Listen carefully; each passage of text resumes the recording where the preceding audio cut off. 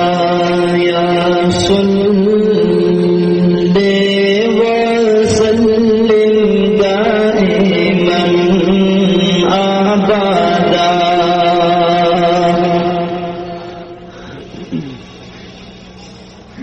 مولاي صل وسلم دائما أبدا على حبيبك خير الخلق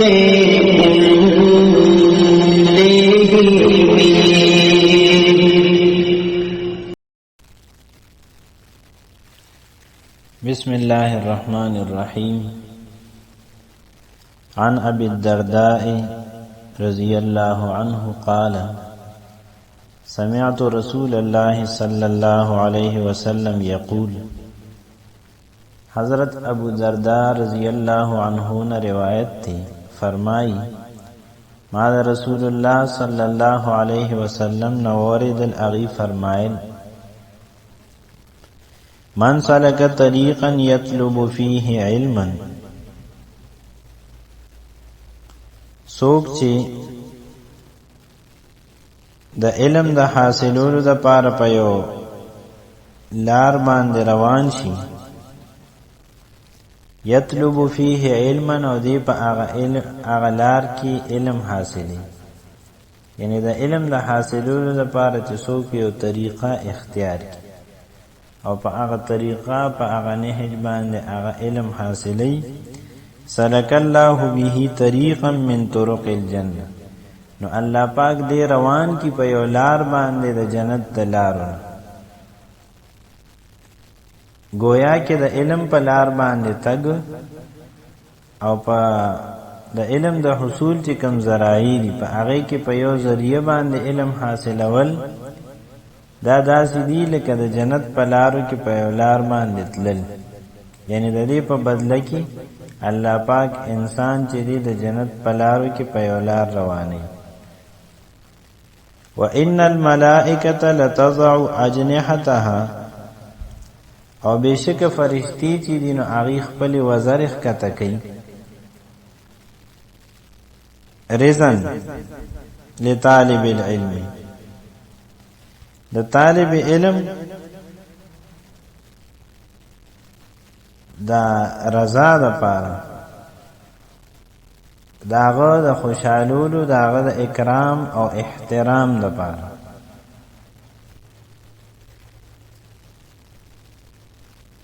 او دویم مطلب د دې دی چې فرشتي خپل وزر ښکته کوي،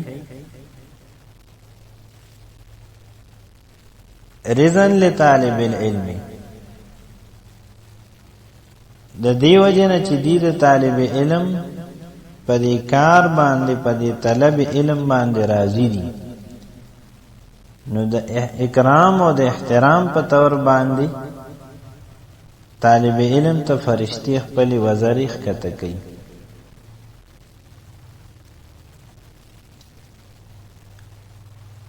وَإِنَّ الْعَالِمَ لَيَسْتَغْفِرُ لَهُ مَنْ فِي السَّمَاوَاتِ وَمَنْ فِي الْأَرْضِ، او عالم چې دی نو د هغه لپاره بخښنه غواړي، استغفار کوي هغه څوک چې اسمانونو کې دي یعنی فرشتي، او هغه څوک چې ځمکه کې دي یعنی باقی مخلوقات. والحیتان فی جوف الماء، او کبان او میان د اوبو په مینځ کې، د سمندر په مینځ کې د عالم د پاره استغفار کوي، د الله پاک نه ولا بخنه غواړي. وان فضل العالم على العابد، او بشک فضل د عالم په عابد باندې، یو انسان دی د هغه سره علم دی او بل انسان دی هغه انتهایی عبادت گزار دی، نو په دغه انتهایی عبادت گزار انسان باندې د عالم فضیلت او اوچتوالی د رسول کریم صلی الله علیه وسلم د ارشاد مطابق هغه داسې دی كفضل القمر ليلة البدر على سائر الكواكب، لکه څنګه چې سپوږمۍ فضیلت او اوچتوالی لري پس ورلسم شپه باندې په باقی ستورو څنګه چې ورلسم شپه باندې سپوږمۍ کامل او پوره وي او په باقی ستورو باندې فضیلت او اوچتوالی لري، یعنی رڼا کامل وي، زیات او زیات روښانه ښکاري. نو دغه شانتي د عالم فضیلت په عابد باندې دی، په عام خلقو نه. عالم د هغه انسان نه کوم چې انتهایی عبادت گزاري، د شپې تهجد کوي، د ورځې روزي نیسي او د الله پاک نیک بندي ګناه نه کوي، د ګناه نه د خپل وس مطابق ځان ساتي. د هغه انسان نه د عالم فضیلت هغه داسې دی، د عالم درجه په داسې اوچته ده لکه څنګه چې د څوارلسمې سپوږمۍ دا د ستورو نه نمایه او اوچته ښکاري. وَإِنَّ الْعُلَمَاءَ وَرَثَةُ الْأَنْبِيَاءِ او بېشکه عالمان چې دي دا د انبیاء کرامو وارثان دي. وَإِنَّ الْأَنْبِيَاءَ لَمْ يُوَرِّثُوا دِينَارًا وَلَا دِرْهَمًا او بېشکه انبیاء کرام چې دي نو هغوی په میراث کې نه دي پرېښودي دینار او درهم. ورثوا العلم دغه انبیاء کرامو په میراث کې علم پرېښودی دی او هغه علم عالمانو ته میلاو شوی دی، نو دا د انبیاء کرامو وارثان دي. فمن اخذه اخذ بحظ وافر نو چا چې دا علم حاصل کو هغه ډیره لویه برخه او حصه چې دنو حاصل کړه.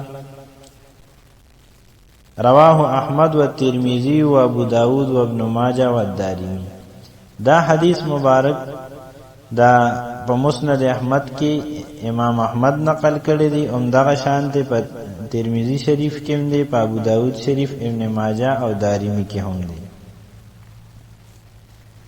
په حقیقت کې د انبیاء کرامو میراث دی، نو دا هغه علم دی کم چې هغوی د انسانانو د هدایت لپاره د الله پاک د طرف نه راوړي او پیش کړي. مخکې درس حدیث کې هم د دې بیان شو چې دغه علم د انبیاء کرامو آسمانی علم، الهامی علم، دا د کائنات د ټولو نه لوی دولت دی، قیمتي دولت دی. طبرانی په معجم اوسط کې دا واقعه روایت کړې ده، نقل کړې ده چې ورځ حضرت ابو هریره رضی الله عنه بازار ته تشریف یوړو. خلق په کاروبار کې مصروف وو. ابو هریره رضی الله عنه هغه ته فرمایل چې تاسو دلته په بازار کې او په جمعات کې د رسول کریم صلی الله علیه وسلم میراث تقسیمی. نو ټول خلق چې دین او د جمعات طرف ته په منډه راغلل، چې وی کتل نو واپس رالو. ابو هریره رضی الله عنه ته عرض وکړ چې په جمعات کې هم سمون لیدل چې هغه تقسیمېدل. څه کسانو مونږ کو، بعض کسانو تلاوت کو او بعض کسانو د حلال او د حرامو یعنی د شرعي احکام او مسائلو خبرې کولې په خپل منځ کې. حضرت ابو هریره رضی الله عنه ته فرمایل عمدہ د رسول کریم صلی الله علیه وسلم میراث ته عمدہ چیز هغه مونږ ته پرېښودی. وآخر دعوانا ان الحمد لله رب العالمين.